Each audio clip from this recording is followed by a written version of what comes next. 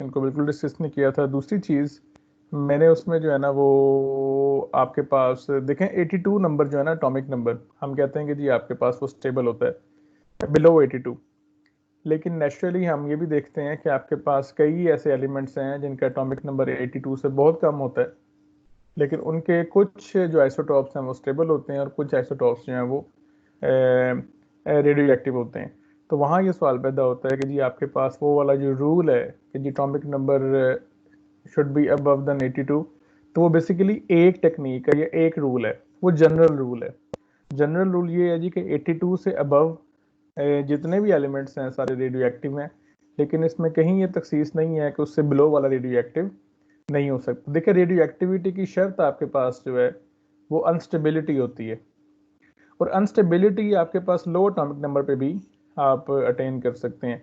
और वो कैसे अटेन कर सकते हैं, आपके पास कोई ऐसा न्यूक्लियस हो जिसके अंदर न्यूट्रॉन्स ज़्यादा हो गए हैं प्रोटॉन से, न्यूक्लियस का साइज बड़ा हो गया है। अब चाहे वो आपके पास जो है न्यूक्लियस वो एटॉमिक नंबर 82 से काफ़ी कम होगा, लेकिन आपके पास जो है वो रेडियो ये ठीक होगी बात। आज जो डिस्कशन मैं करने जा रहा हूँ आप लोगों के साथ, इसलिए मैं वो वाला टॉपिक डिस्कस नहीं करूंगा और ना मैं फिशन और फ्यूजन रिएक्शन डिस्कस करूंगा, हमारे सिलेबस में एज सच नहीं है। अगर आप कहेंगे इन डिटेल पढ़ना है उसको, तो फिर हम यानी एटॉमिक रिएक्टर को एटॉमिक बॉम्ब में फिशन रिएक्शन दोनों में होता है, दोनों में क्या फ़र्क होता है सारा मामला, तो मुझे बता दीजिएगा और नेक्स्ट लेक्चर उस पर रख देंगे। आज जो बेसिकली हम लोगों ने चीज़ डिस्कस करनी है या आप लोगों ने आपके सिलेबस में शामिल है, ये इक्विपमेंट भी उधर लैब में पड़ा हुआ है मेरे ख्याल में। तो इंशाल्लाह ताला जो ही लैब खुलेगी तो मोस्ट प्रोबेबली ये शायद पहला एक्सपेरिमेंट होगा जो हम परफॉर्म करने की कोशिश करेंगे। एक्सपेरिमेंट है जी आपके पास मिलिकॉन का ऑयल ड्रॉप एक्सपेरिमेंट, ठीक है। अब मैं आप लोगों के साथ साथ ही स्क्रीन शेयर कर देता हूँ।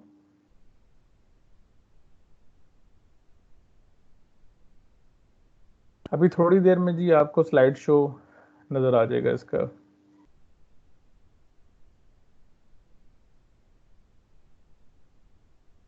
नज़र आ गया आप लोगों को?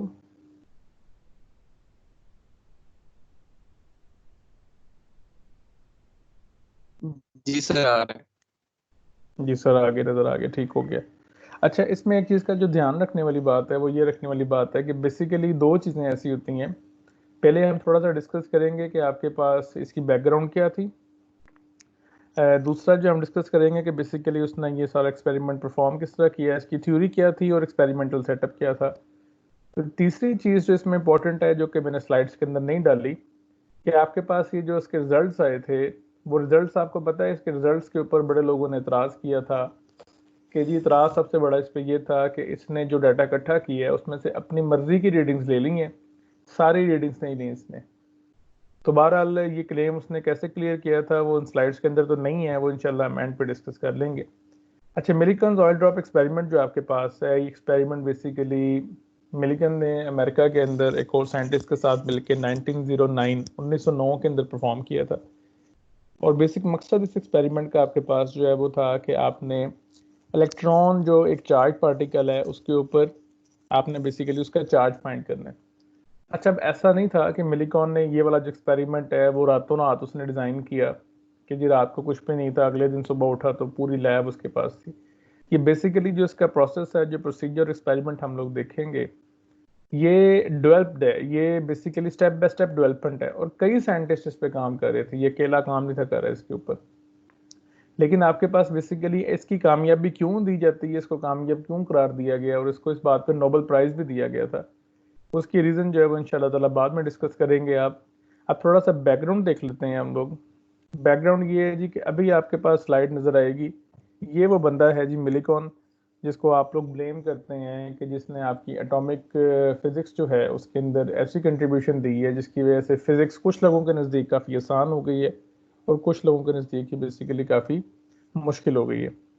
चलें आगे चलते हैं। इसका बैकग्राउंड ये है, जे थॉमसन बहुत मशहूर साइंटिस्ट है, उसने जो कैथोड रे वाला एक्सपेरिमेंट किया था, उस एक्सपेरिमेंट के अंदर हमारे पास जो नेगेटिवली चार्ज पार्टिकल्स आए थे, वो पार्टिकल्स बेसिकली उसने उसको नाम दिया था इलेक्ट्रॉन्स का।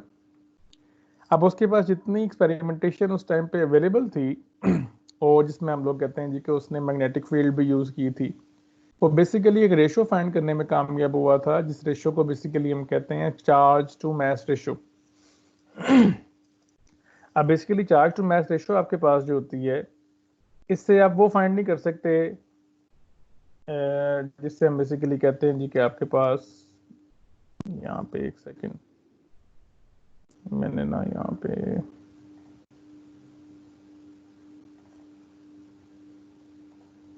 यार मैं स्क्रीन शेयरिंग 1 मिनट के लिए बंद कर रहा हूँ। मैं स्क्रीन शेयरिंग दोबारा ऑन करूंगा ताकि सारी स्लाइड्स आपको नजर आएं, ठीक है? कुछ चीजें मैंने शेयर करनी है आपके साथ।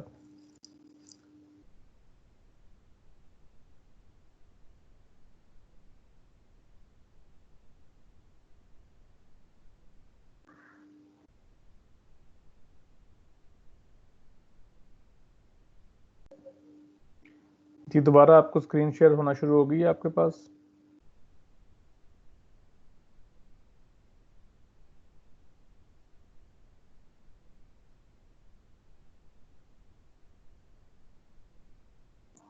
ये स्लाइड आप लोगों को नजर आ रही है, डिस्कवरी ऑफ इलेक्ट्रॉन्स चार्ज?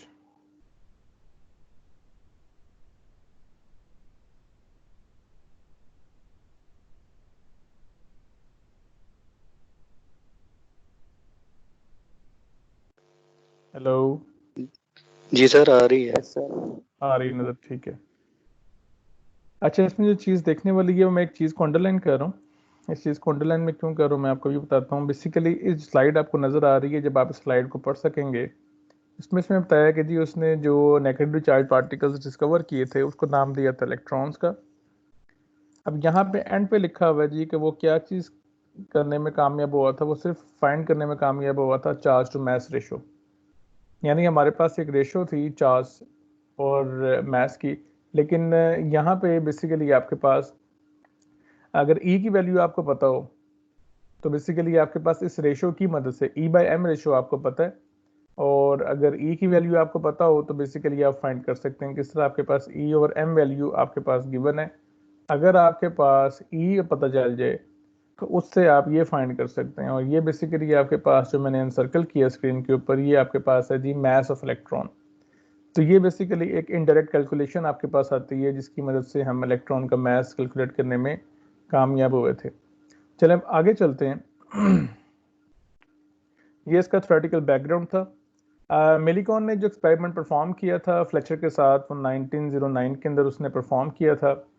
और यहाँ पे एक चीज़ जिसकी बेस पे हम कहते हैं कि जी बाकी साइंटिस्ट का काम छोड़ के इसके काम को वैल्यू क्यों दी जाती है, ये मैं चीज़ अंडरलाइन कर रहा हूँ। एक उसने प्रिसाइज वैल्यू फाइंड की थी, यानी इसका मतलब ये है कि बाकी लोग भी अपने अपने एक्सपेरिमेंटेशंस के थ्रू इलेक्ट्रॉन का चार्ज फाइंड करने की कोशिश करते थे, लेकिन हमारे पास जो इस टाइम एक्सपेरिमेंटल वैल्यू, यानी हमारे पास डिफरेंट एक्सपेरिमेंट्स में वो जिस तरह बिहेव करता था, और इसके आगे रिजल्ट भी हम डिस्कस करेंगे, हमारे पास आपस में वैलिडेशन होती है।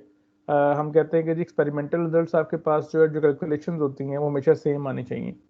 अगर एक्सपेरिमेंटल रिजल्ट्स आपके पास और आ रहे हैं, एक्सपेरिमेंटल रिजल्ट्स आपके पास थ्योरेटिकल से डिफरेंट आ रहे हैं, तो इसका मतलब है कि जो वैल्यूज़ आपने पुट की हुई हैं वो वैल्यूज़ प्रिसाइज नहीं है आपके पास। तो बेसिकली इसने चूँकि प्रिसाइज वैल्यू फाइंड की थी, और ये वैल्यू क्यों इम्पोर्टेंट है, ये बेसिकली आपके पास फंडामेंटल यूनिट है इलेक्ट्रिकल चार्ज का।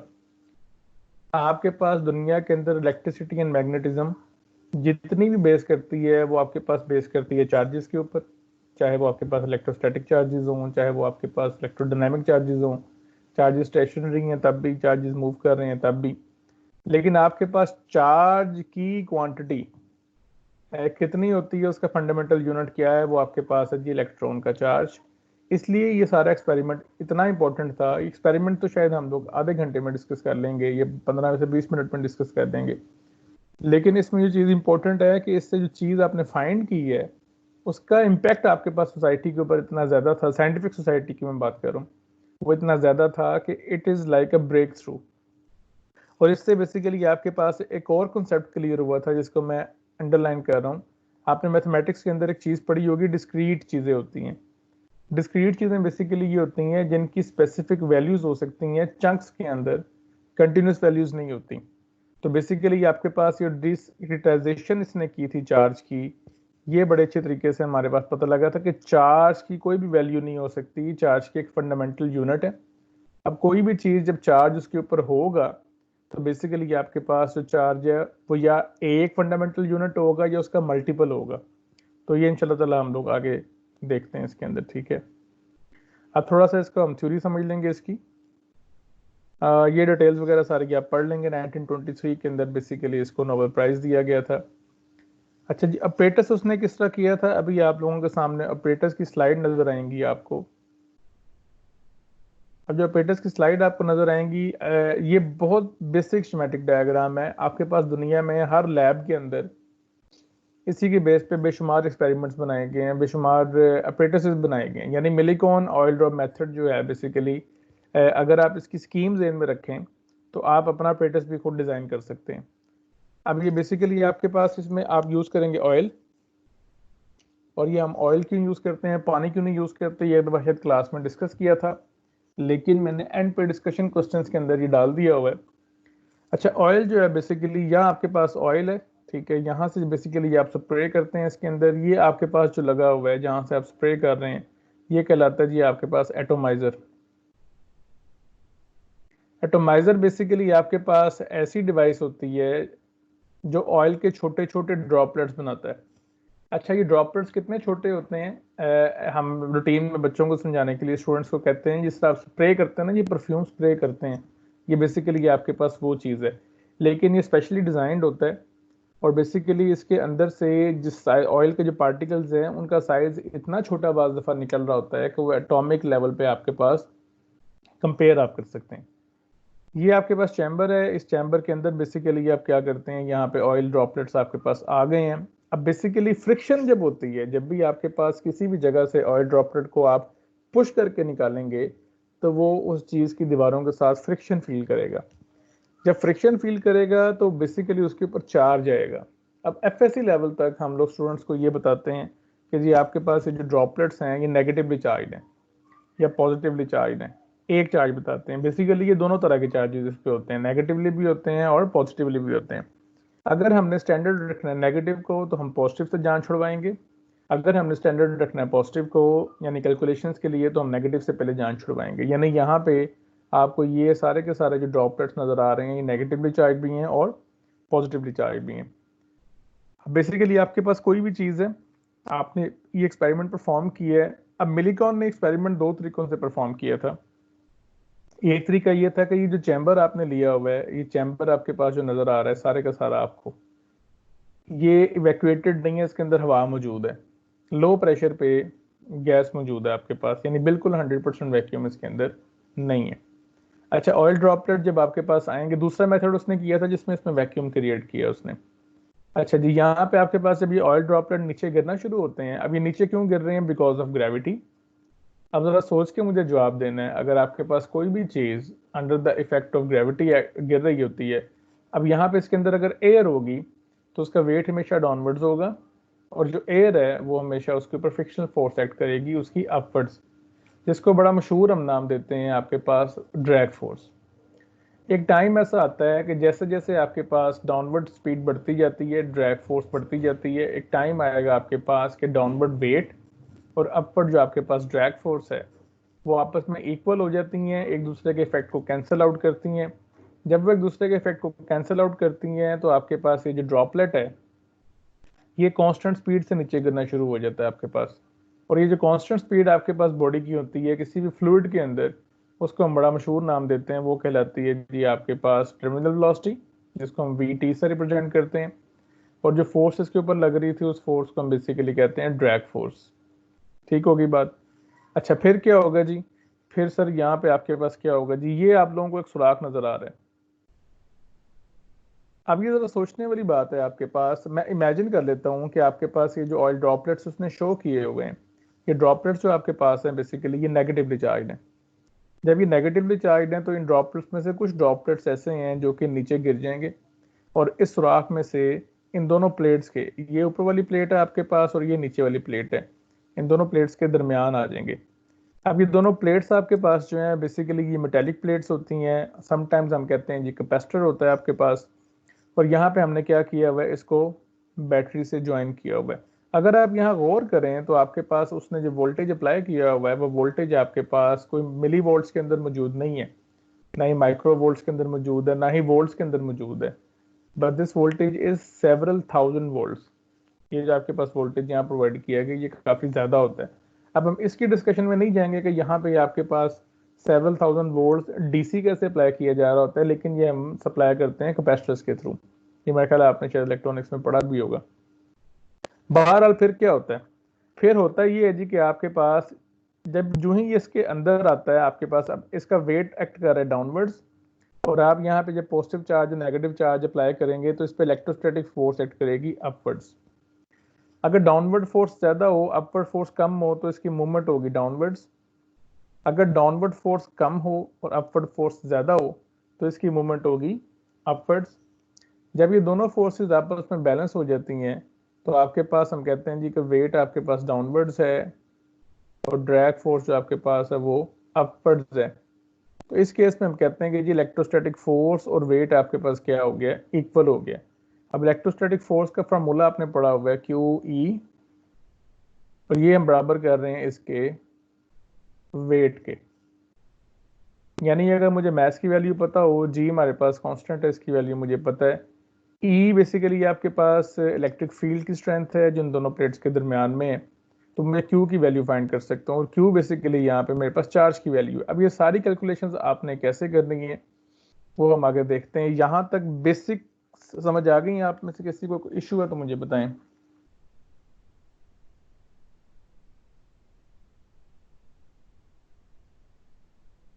जी क्लियर है सब कुछ?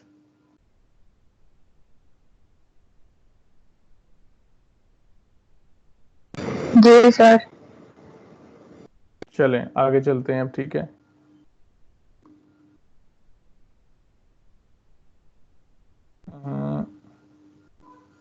चलें जी आगे चलते हैं। अच्छा, ये एक्सपेरिमेंट बेसिकली आपके पास जो है ये उसका एक्सपेरिमेंटल सेटअप है, और ये डिफरेंट लैब्स के अंदर डिफरेंट होता है। अभी जो स्लाइड आपको नजर आएगी उस स्लाइड के ऊपर बेसिकली आप लोग जो पीछे डायग्राम बनी हुई थी उसी डायग्राम की बेस पे उसने सारी कैलकुलेशन तो सारा कुछ ही रखा हुआ है। अब ये सारी की सारी आपके पास बेस है। इस साइड पे बेसिकली आपके पास लाइट सोर्स है, और इस साइड पे बेसिकली आपके पास लगी होती है माइक्रोस्कोप। ये माइक्रोस्कोप है आपके पास। अब यहाँ से बेसिकली ये चैम्बर है आपके पास जिसको मैं हाईलाइट कर रहा हूँ, इसके अंदर वो सारा कुछ होता है जो मैं अभी आपसे डिस्कस कर रहा था। और ये जो नोजल सी आपको नजर आ रही है, ये नोजल बेसिकली वो नोजल होती है जिसके थ्रू हम ऑयल ड्रॉपलेट्स इसके अंदर एंटर करते हैं। अब आप देखेंगे नेट पे तो आपको पॉसिबल है कि एक अपेटस मिले जिसका साइज इससे और भी बड़ा हो, काफी बड़ा हो, और कुछ अपेटसेस आपको ऐसे मिलेंगे जिसमें आप कहेंगे सर एक छोटे से बॉक्स के अंदर सारा कुछ रखा हुआ है। तो बेसिकली वहां पे आपके पास जो है, मैंने आपको बताया कि इसकी स्कीमेटिक डायग्राम की बेस पे, बेसिक स्कीम की बेस पे डिफरेंट साइंटिस्ट ने डिफरेंट तरीकों से इसको परफॉर्म करके देखा हुआ है। अब अगर आगे चलते हैं हम लोग बेसिकली यहाँ पे, तो यहाँ पे थोड़ी सी जो बातें हम लोगों ने डिस्कशन की हैं वो डिस्कशन की सारी बातें यहाँ पे आपको नजर आएंगी। फॉर एग्जांपल यहाँ लिखा हुआ है जी कि मेलिकॉन ने बेसिकली ये जो एक्सपेरिमेंट किया था वो चार्ज और ड्रॉपलेट से। अब वो चार्ज और ड्रॉपलेट्स आपके पास कैसे थे जी? वो फ्री फॉल में थे, वो आपके पास फ्री फॉल में थे। और फ्री फॉल कब करवाना है आपने? In the presence of electric field. अच्छा जी, आपने किस तरह ये बेसिकली आपने ऑयल इसके अंदर फेंका है फाइन मिस्ट की फॉर्म में, यानी बिल्कुल जैसा आपके पास फोग ड्रॉपलेट्स होते हैं। ऊपर जो सिलेंडर लगा हुआ है उस सिलेंडर के थ्रू आप चिमनी सी बनी होती है जिससे बेसिकली आप इसके अंदर डालते हैं। अब आगे उसने वही लिखा है, the act of spraying will charge some of the released oil droplets. यानी आपके पास यहाँ पे जो फ्रिक्शन है उसकी वजह से नोजल जो है स्प्रेयर की उसके अंदर से चार्ज पार्टिकल्स प्रोड्यूस होते हैं। जो ऑयल ड्रॉपलेट्स आ रहे हैं वो ऑलरेडी चार्ज होते हैं। आपने क्या किया जी कि आपके पास जो नीचे मेटल प्लेट्स हैं उन प्लेट्स को आपने पावर सप्लाई दी हुई है, इलेक्ट्रिक फील्ड आप जनरेट कर सकते हैं। अब आपके पास ये जो ऑयल ड्रॉपलेट्स हैं ऑब्वियसली आपने इनको देखना है कि ऑयल ड्रॉपलेट नीचे गिर रहा है या ऊपर जा रहा है या रुक गया है, क्योंकि हमने जब कैलकुलेशन करनी है तो बेसिकली हमने इलेक्ट्रिक फील्ड ऐसे अप्लाई करनी होती है कि हमारे पास जो है वो ऑयल ड्रॉपलेट रुक जाएगी। मैंने आगे वीडियो भी एक इसमें अटैच की है, उस वीडियो में आपको ऑयल ड्रॉपलेट्स मूव करवाते हुए बाकायदा नजर आएंगे इसके अंदर, जब ऊपर जाएंगे नीचे आएंगे और जब बिल्कुल सस्पेंडेड फॉर्म में होंगे तो थोड़ा सा मजीद आपके पास क्लियर हो जाएगा। चलें आगे चलते हैं। अब जो डिस्कशन हम लोग बेसिकली कर चुके हैं अगली स्लाइड्स में ऑलमोस्ट वही डिस्कशन आती है। अब ये डेफिनेशन लिखी है आपके पास, डेफिनेशन लिखी है टर्मिनल वेलोसिटी की। अब टर्मिनल वेलोसिटी की डेफिनेशन हम डिस्कस कर चुके हैं, इसको पढ़ने की जरूरत नहीं है। अगर आप पढ़ना चाहते हैं तो 1 मिनट के लिए स्लाइड आपके सामने है, इसमें कोई चीज़ आपको समझ नहीं आती, कोई लफ्ज़ समझ नहीं आता तो आप मुझसे पूछ सकते हैं। इसमें अभी आगे हम लोग इंशाल्लाह ताला एक चीज़ देखेंगे, जब एक्सपेरिमेंट बच्चों को करवाया जाता है, स्टूडेंट्स को करवाया जाता है, तो हम एक इफेक्ट होता है, एक फोर्स और भी यहाँ मौजूद होती है, जिसको आप लोग कहते हैं जी बायोन्सी फोर्स। बायोन फोर्स भी कहते हैं, बायोन्सी इफेक्ट भी कहते हैं।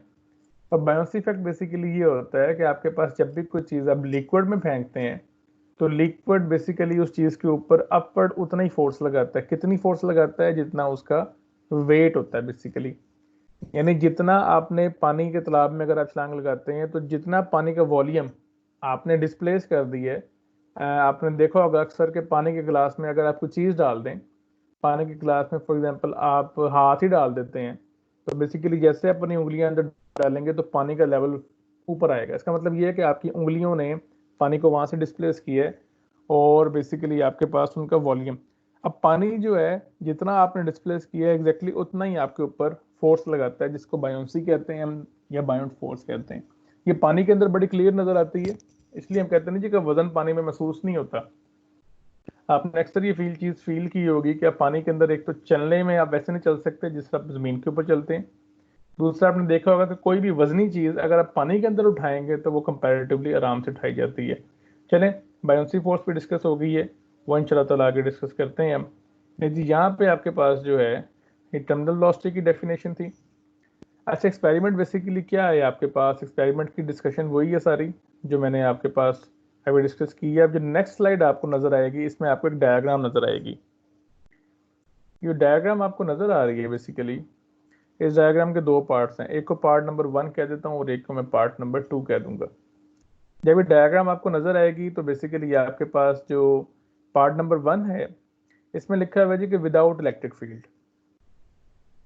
जब इलेक्ट्रिक फील्ड अप्लाई नहीं की तो वेट आपका किधर है? डाउनवर्ड्स है। ड्रैग फोर्स किस तरफ है? अपवर्ड्स है। ड्रैग फोर्स हमेशा मोशन के अगेंस्ट होती है, ये बात याद रखनी है। ये कैलकुलेशन में हमेशा आपके लिए आसानी रहेगी कि ड्रैग फोर्स हमेशा जो है वो रेजिस्टिव फोर्स है, वो हमेशा आपके पास जो है वो ऑपोजिट होती है। और तीसरी फोर्स जो यहाँ मैंने डिस्कस की थी आपसे वो बायोन्सी फोर्स है। ये बायोन्सी फोर्स बेसिकली हमारे पास जो है ना, इसका इफेक्ट हम कैंसिल आउट कर देते हैं क्योंकि हम कहते हैं जी कि आपके पास ये वेट के बराबर होती है, इसलिए इसको हम इतना डिस्कस नहीं करते। हमारे लिए इंपॉर्टेंट होती हैं ये दो फोर्सेस, ठीक है। अच्छा, अगर आपके पास इलेक्ट्रिक फील्ड नहीं है तो वेट डाउनवर्ड्स है और ड्रैग फोर्स अपवर्ड्स है। अब बेसिकली स्टार्ट में आपके पास ये वेट और डाउनवर्ड्स, क्योंकि स्टार्ट में वेट ज़्यादा था ड्रैग फोर्स कम थी, इसलिए आप देख सकते हैं कि उसने वेलोसिटी की डायरेक्शन डाउनवर्ड्स की हुई है। लेकिन अगर आप इधर आ जाते हैं, अब इधर अगर आप लोग देखें तो ये आपके पास सेकंड डायग्राम में विद इलेक्ट्रिक फील्ड है।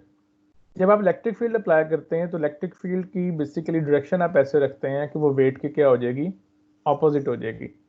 इलेक्ट्रिक फील्ड अब हमेशा अगर, और वेट हमेशा डाउनवर्ड्स होता है, तो इलेक्ट्रिक फील्ड अगर आप हमेशा अपवर्ड्स लेंगे, बायोन्सी फोर्स भी हमेशा अपवर्ड्स होगी क्योंकि बायोन्सी फोर्स हमेशा वेट के ऑपोजिट होती है हमेशा।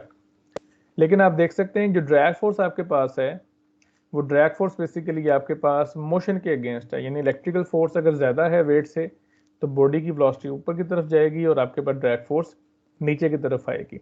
इसलिए ये बात याद रखनी है कि आपके पास यहाँ पे बेसिकली 4 फोर्सेस होती हैं। इन चारों के आगे डिफरेंट स्लाइड्स के अंदर फार्मूले भी आएंगे। इन चारों फोर्सेस को हम लोग लेके कैलकुलेशंस में डालते हैं। वो फार्मूले आप मर्ज करके आपस में रीअरेंज करके वो आप लोगों ने खुद कर रहे हैं, इसके अंदर सॉल्व सारा कुछ।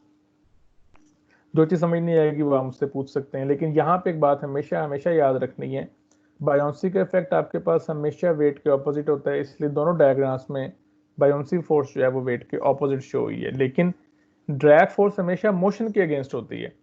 ड्रैग फोर्स अगर आपकी बॉडी डाउनवर्ड्स मूव कर रही है तो ड्रैग फोर्स अपवर्ड्स होगी, अगर आपकी बॉडी अपवर्ड्स मूव कर रही है तो ड्रैग फोर्स आपके पास डाउनवर्ड्स होगी। मेरे ख्याल में कि इस स्लाइड के अंदर मजीद डिस्कशन की आगे चलते हैं जी। अब ये फर्स्ट फोर्स जो है उसने उसको डील किया हुआ है। फर्स्ट फोर्स आपके पास उसने डिस्कशन में लेके आया जी वेट। अब वेट हमेशा डाउनवर्ड्स होता है और बेसिकली वेट आप किस तरह कैलकुलेट करते हैं, अगर आपको ये स्लाइड खुल गई है थोड़ी देर में आपको स्लाइड नजर आएगी। वेट आप कैलकुलेट करते हैं जी W इक्वल्स टू mg, और ये उसने वेट कैलकुलेट किया हुआ है।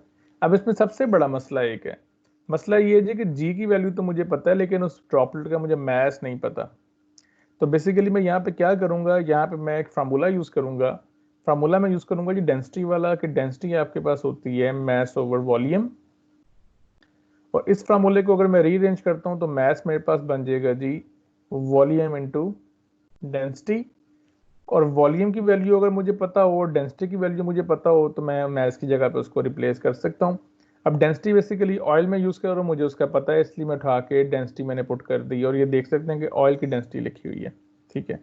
अच्छा, वॉल्यूम की जगह उसने ये क्यों लिखा हुआ है?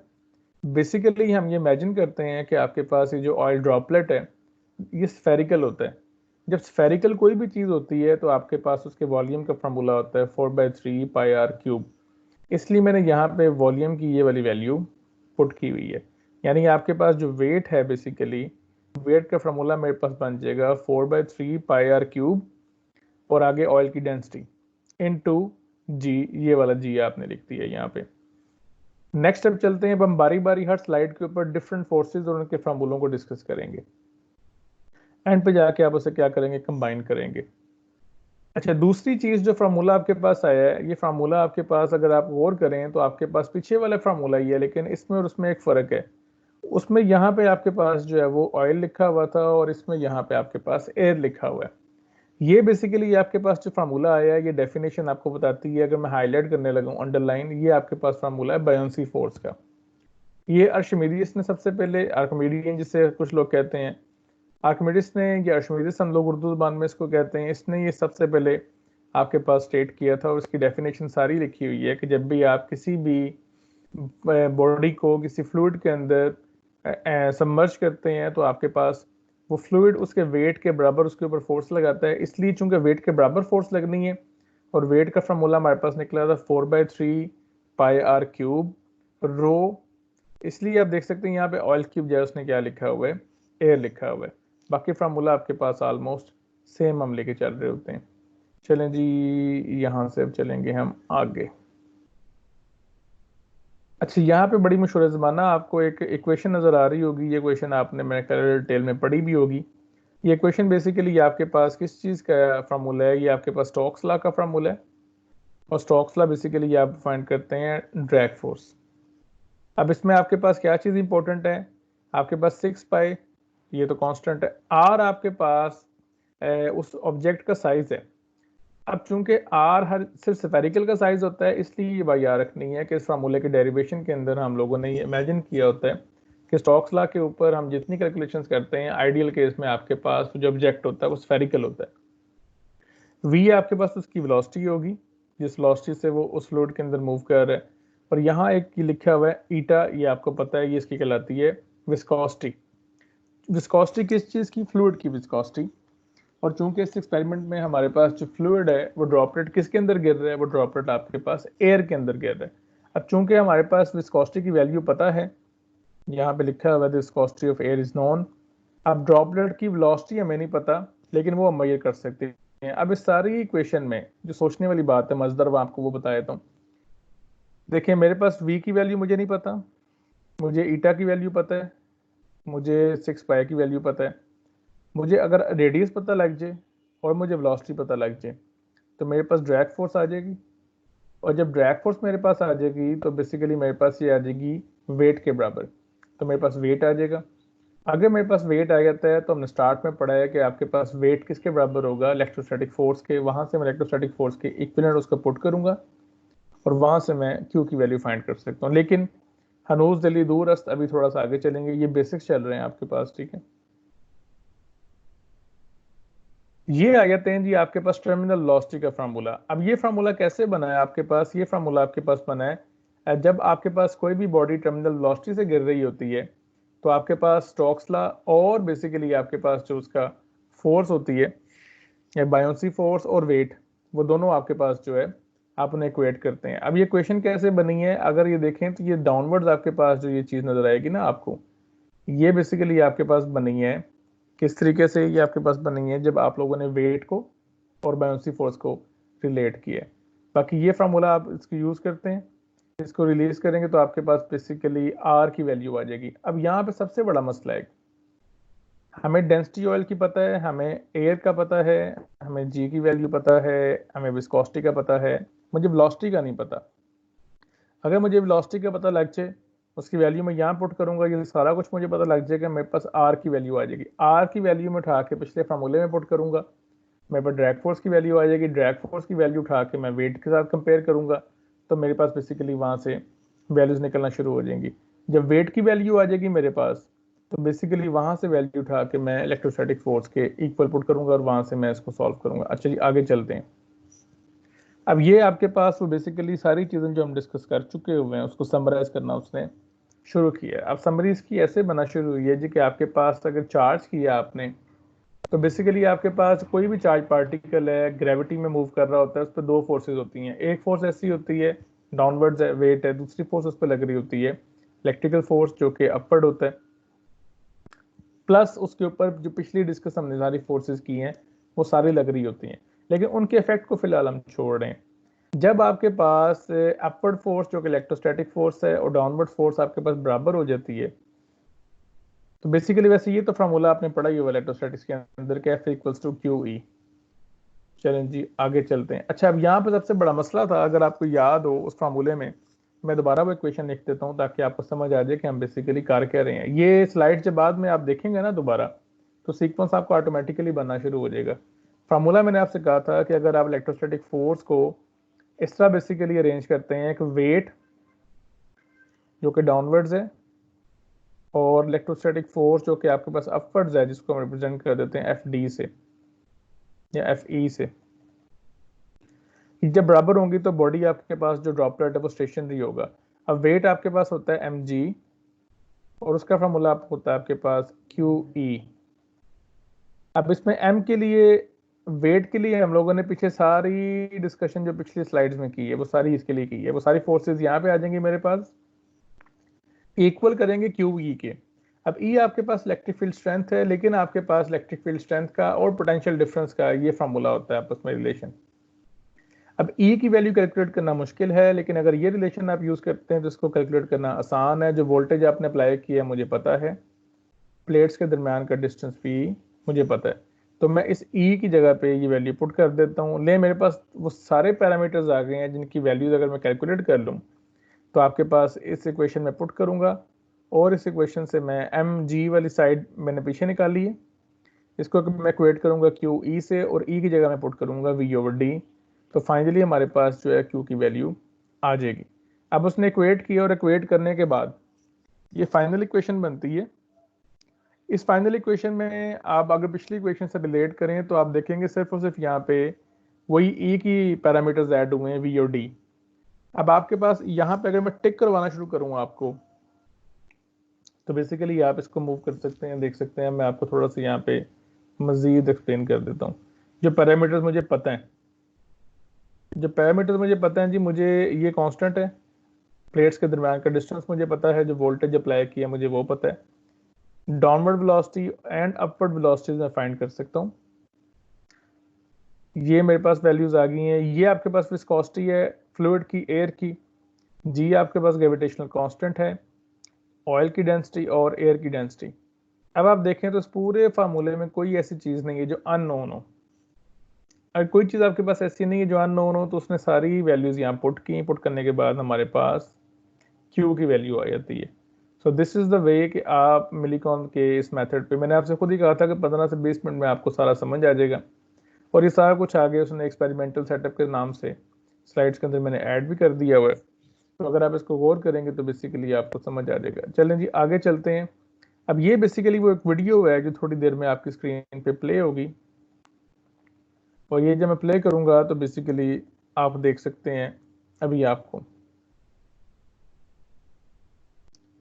ये ड्रॉपलेट्स आपको नजर भी आएंगे इसके अंदर, और साथ लिखा भी होगा।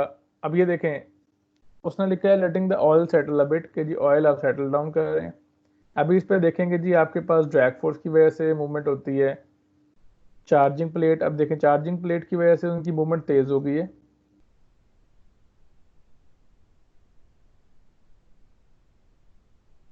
अब ये अपवर्ड मूव करना शुरू कर दी है उसने, अब ये डाउनवर्ड मूव करना शुरू कर दिया उसने। अब आप ये कैसे अरेंज कर रहे हैं, ये बेसिकली आप वोल्टेज की वैल्यू कम ज़्यादा कर रहे हैं, इसकी वजह से इलेक्ट्रोस्टैटिक फोर्स जो है वो कम ज़्यादा हो रही होती है। और एक टाइम ऐसा आता है आपके पास, अगर फोर्स ज़्यादा होगी तो ये अपवर्ड्स मूव करेंगे, अगर फोर्स कम होगी तो डाउनवर्ड्स मूव करेंगे क्योंकि वेट ज़्यादा होगा। लेकिन अगर आपकी दोनों फोर्सेस बराबर हो जाएंगी तो आप देखेंगे कि आपके पास बेसिकली ये स्टेशनरी मूवमेंट में आ जाते हैं। और ये स्लाइड मैंने बड़ी मुश्किल से आपके लिए तलाश की है। मैं यहाँ से अगर थोड़ा सा इसको फॉरवर्ड करना चाहूँ, अब ये फ्री फॉल उसने दिखा दिया है। फ्री फॉल तब होता है आपके पास जब आपके पास सिर्फ वेट है, इलेक्ट्रोस्टैटिक फोर्स नहीं है।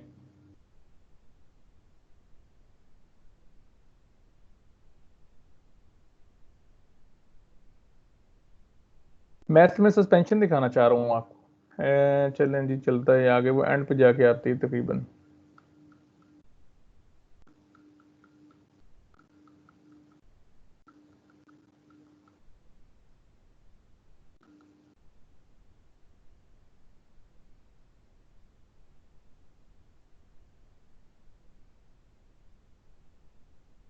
खैर ये आप देख भी सकते हैं बाद में डिटेल से इसको, ठीक है। चलिए एक्सपेरिमेंटल सेटअप पे आ जाते हैं। एक्सपेरिमेंटल सेटअप एग्जैक्टली वैसे ही है जिससे हम लोगों ने पहले डिस्कस किया है। आपने क्या करना है जी, आपने ऊपर से इसको ऑयल ड्रॉपलेट्स फेंकने हैं, लेकिन अब यहाँ पे बेसिकली आपने उन ऑयल ड्रॉपलेट्स को देखना है। तो यहाँ पे थोड़ा बहुत आपने जिसके अंदर सेटिंग करनी है वो सेटिंग मैं आपको दिखा देता हूँ। वो सेटिंग बेसिकली आपने ऐसे करनी है कि आपने यहाँ पे फोकस करना है माइक्रोस्कोप के थ्रू। और जो ड्रॉपलेट्स आपको नजर आ रहे थे वो छोटे साइज के ड्रॉपलेट्स हैं जिनको आप माइक्रोस्कोप से देख सकते हैं। और ये बात याद रखनी है कि आपने जब कोई चीज़ रोशन देखनी होती है तो उसका बैकग्राउंड आप ब्लैक करते हैं। इसलिए आपके पास ये मिलिकॉन एक्सपेरिमेंट के अंदर इंटरनल वॉल्स जितनी होती हैं वो सारी की सारी आपके पास ब्लैक होती हैं। अच्छा जी, आपके पास आपने लाइट फेंकी, दूसरी तरफ आपके पास माइक्रोस्कोप होता है, एक तरफ लाइट सोर्स है। अच्छा जी, यहाँ पे आपके पास पीछे वाली वीडियो के अकॉर्डिंगली सारा कुछ होगा। और अब हम आगे चलते हैं, स्लाइड में ऐसे और कुछ नहीं है आपके पास। मैंने फाइनल रिजल्ट्स पे आना है इसके। ये डिस्कशन सारी आपके पास वही है जो हम लोग कर चुके हुए हैं, जो पीछे डिटेल से पढ़ के आए हैं। ये जी फाइनल रिजल्ट की स्लाइड अभी थोड़ी देर में आप लोगों के सामने खुल जाएगी। ये जो स्लाइड आप लोगों के सामने खुलेगी, इस स्लाइड के ऊपर अगर आप गौर करें तो फार्मूला आपके पास आता है जी ये। अब ये फार्मूला बड़ा इंपॉर्टेंट है। ये फार्मूला बेसिकली आपके पास ये बताता है कि आपके पास जो चार्ज, अब यहाँ पे इसका मतलब ये है कि जो ऑयल ड्रॉपलेट उसकी जितनी कैलकुलेशंस थी, ये कैलकुलेशंस उसने एक दिन में नहीं थी की। It took him like a lot of time. उनके उसका बेसिकली मैंने आपको बताया ना, उस पर ऑब्लिगेशन लगा था कि उसने डाटा जो है वो मैनिपुलेशन की है और बड़ा मसला बना था उसका। जनरल फार्मूला आपके पास जो है वो निकले जी एन ई। एन इसमें बेसिकली नंबर ऑफ इलेक्ट्रॉन्स हैं, नंबर ऑफ पार्टिकल्स हैं, और ई आपके पास जो है वो बेसिकली एक इलेक्ट्रॉन का चार्ज है। अब अगर एक इलेक्ट्रॉन का चार्ज मैं इमेजिन करता हूँ कि 1 कूलम है, सिर्फ इमेजिन करने के लिए बता रहा हूँ, इसका मतलब ये है कि कोई भी पार्टिकल ऐसे है जो कि या 1 कूलम चार्ज हो सकता है उस पर, या 2 कूलम चार्ज हो सकता है, या 3 कूलम चार्ज हो सकता है। 1.5 कूलम चार्ज नहीं हो सकता, यानी ये इंटीग्रल मल्टीपल चलेगा। इंटीग्रल मल्टीपल का मतलब ये है कि आपके पास इलेक्ट्रॉन के जो चार्ज की वैल्यू, ये ओवरऑल जो चार्ज है वो क्वांटाइज्ड है। आपके पास स्पेसिफिक वैल्यूज हैं आपके पास। अगर किसी भी चीज में से आप एक इलेक्ट्रॉन निकाल देते हैं तो उसमें पॉजिटिव चार्ज आ जाएगा 1 इलेक्ट्रॉन के बराबर। 2 इलेक्ट्रॉन्स निकलेंगे तो 2 इलेक्ट्रॉन्स के बराबर।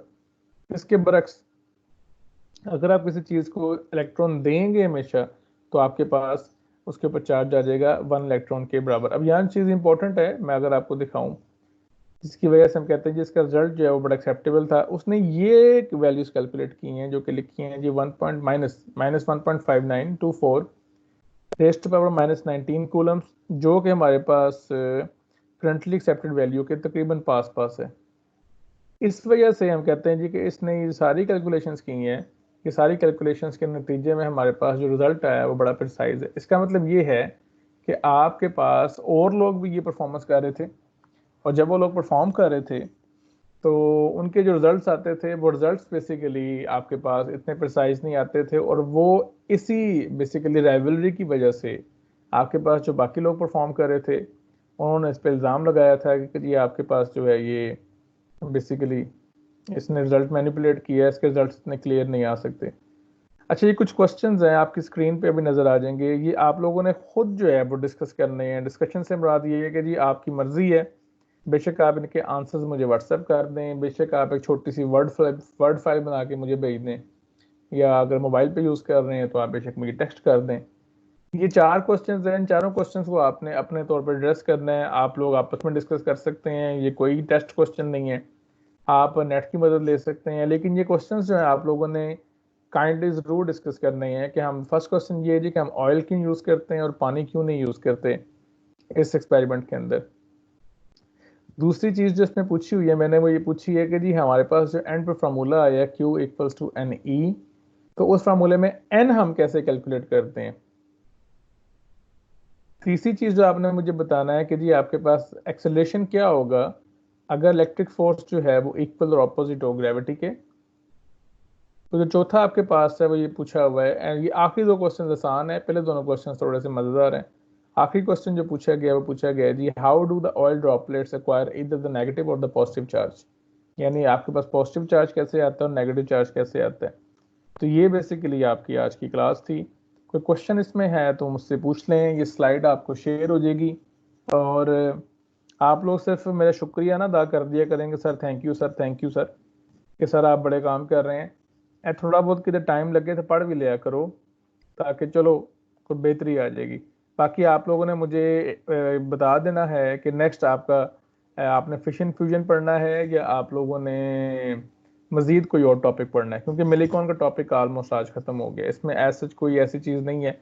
हाँ एक चीज़ आप देख लीजिएगा, कंट्रोवर्सीज क्या आई थी इसके ऊपर, ये एलिगेशंस क्या लगे थे, ये नेट से सर्च कर लीजिएगा, आपको पता लग जाएगा कि इसके ऊपर बेसिकली इस पर एतराज़ ये आया था कि जी इसने जो डाटा प्लॉट किया है उसमें कई पॉइंट्स ऐसे हैं, जिससे हम कहते हैं ना कि जी आपके पास जब ग्राफ बनाते हैं आप, तो कई पॉइंट्स ऐसे होते हैं जो बड़े पता लग रहा होता है कि जी एक लाइन जा रही है, ठीक है, कई पॉइंट्स ऐसे होते हैं जो दूर दूर होते हैं। तो इसके ऊपर एलिगेशन बेसिकली ये था कि इसने वो पॉइंट्स लिए हैं जो दरमियान से गुजर गए हैं, जो बाकी वाले पॉइंट्स हैं उसने छोड़ दिए हैं। तो अगर बाकी पॉइंट्स आप छोड़ देते हैं लेते हैं रिजल्ट के अंदर, तो इसका मतलब है कि एक्चुअली आपका रिजल्ट इतना एक्सपेरिमेंट इतना अच्छा नहीं था, क्योंकि उससे जो रिजल्ट आपके पास आ रहा है वो रिजल्ट में वेरिएशन आ रही है। लेकिन ये एलिगेशन इस पे लगा था, लेकिन ये डिफेंड कर इसने किया और बाद में खैर इसका सारा मामला क्लियर हो गया। जी कोई क्वेश्चन है तो मुझसे पूछ लें, मैं यहाँ पे क्लास की रिकॉर्डिंग फिर बंद करने लगा हूँ, उसके बाद में इंशाल्लाह आप लोगों की अटेंडेंस लगाऊंगा। अटेंडेंस जो आपके पास है वो मुझे आप मैं देख के बता सकते हैं वैसे।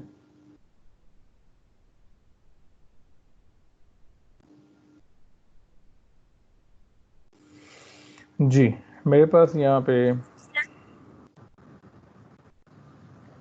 2 3 6 7 8 9 10 11 12 13 14 15।